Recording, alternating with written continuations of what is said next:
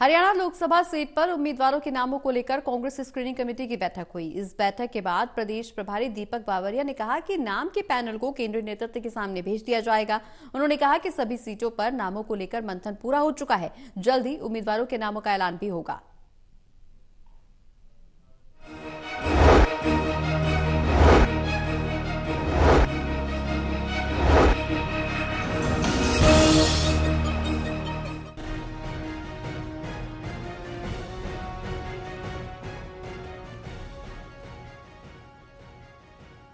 हरियाणा में कांग्रेस पार्टी अपने उम्मीदवारों का ऐलान कब करेगी, इसे लेकर तस्वीर अभी तक साफ नहीं है। हालांकि मंगलवार को हरियाणा कांग्रेस स्क्रीनिंग कमेटी की हुई बैठक में काफी हद तक चीजें साफ हो गई हैं। मंगलवार को दिल्ली में हरियाणा कांग्रेस कमेटी की बैठक हुई। बैठक में हरियाणा कांग्रेस स्क्रीनिंग कमेटी के तमाम नेता मौजूद थे।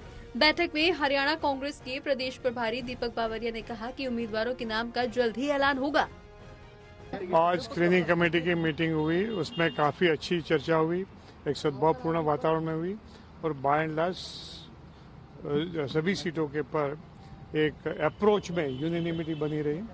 मैं समझ रहा हूं कि पहली जो इसके पास सीईसी की मीटिंग होगी, इसमें ज़्यादातर बड़ी सीटें क्लियर हो जाएगी। हरियाणा में कांग्रेस पार्टी आम आदमी पार्टी के साथ गठबंधन में चुनाव लड़ रही है। हरियाणा में 10 लोकसभा सीटें हैं। कुरुक्षेत्र लोकसभा सीट से आम आदमी पार्टी चुनावी मैदान में है।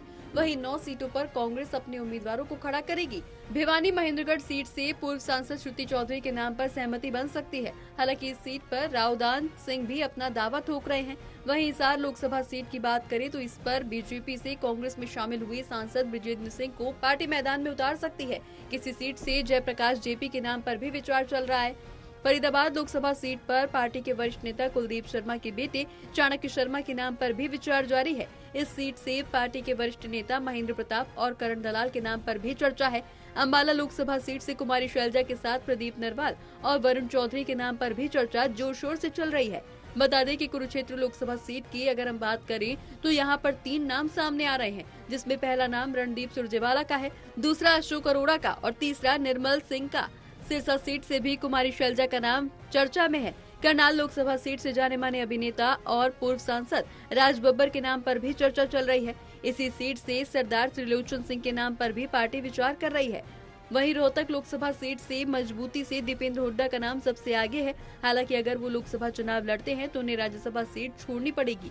इस पर फिलहाल पार्टी के अंदर मंथन चल रहा है। कांग्रेस के उम्मीदवारों के नामों में हो रही देरी को लेकर प्रदेश प्रभारी दीपक बावरिया ने कहा कि पार्टी सभी बातों को ध्यान में रखकर उम्मीदवारों के नामों का चयन कर रही है। मैं कई चीजें आपको नहीं बता सकता हूँ, मगर by and large it is all unanimous. मैं सभी सीटों पर चर्चा हुई, by and large it is unanimous. मुझे 5 तारीख को कहा जाता है, हो सकता है परसों भी हो जाए। तो मैं आपसे पहले भी कह रहा था कि 5 तारीख तक आपके पास नाम आ जाए। कोई देरी नहीं हो रही है।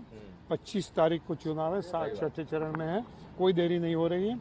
जो लोग कैंडिडेट नहीं ढूंढ पा रहे थे, कांग्रेस के 6 कैंडिडेट लेके आए, वो ये दुष्प्रचार कर रहे हैं। बहरहाल अब सभी की निगाहें कांग्रेस पार्टी की होने वाली केंद्रीय चुनाव समिति की बैठक पर होगी। इस बात की उम्मीद है कि इस बैठक के बाद हरियाणा की सभी 9 लोकसभा सीटों पर कांग्रेस अपने उम्मीदवारों के नामों का ऐलान कर देगी। Pranay Sharma, total TV, Delhi.